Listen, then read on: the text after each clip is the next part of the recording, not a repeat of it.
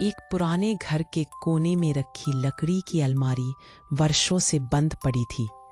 एक दिन बच्चों को उसके अंदर से टिक टिक की बहुत धीमी आवाज सुनाई देती है। अलमारी खोलते ही अंदर एक पुरानी गोल घड़ी मिलती है जिसकी सुइयां चल तो रही हैं लेकिन उसमें कोई आवाज नहीं, फिर भी टिक टिक सुनाई देती रहती है।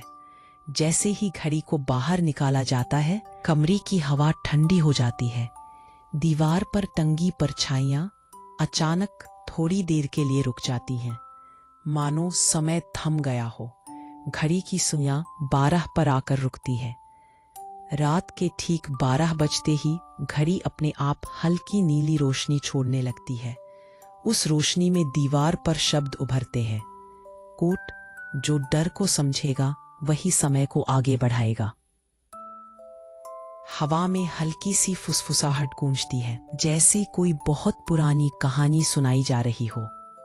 घड़ी की रोशनी फैलते ही घर के अंदर की हर चीज स्थिर हो जाती है।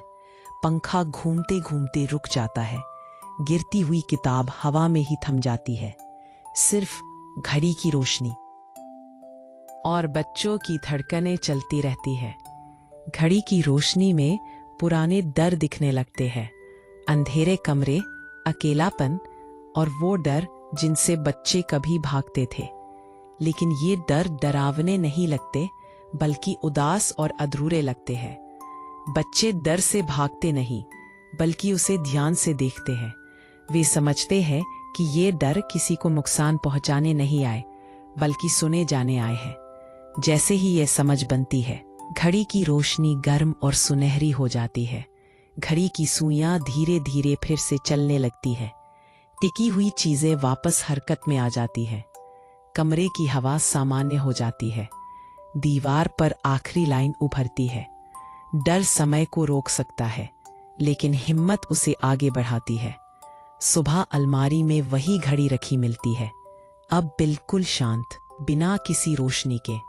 लेकिन उसकी सुई के नीचे एक छोटा सा निशान बना है, दिल के आकार का। बच्चे मुस्कुराते हैं, वे जानते हैं कि अब समय उनसे नहीं डरता।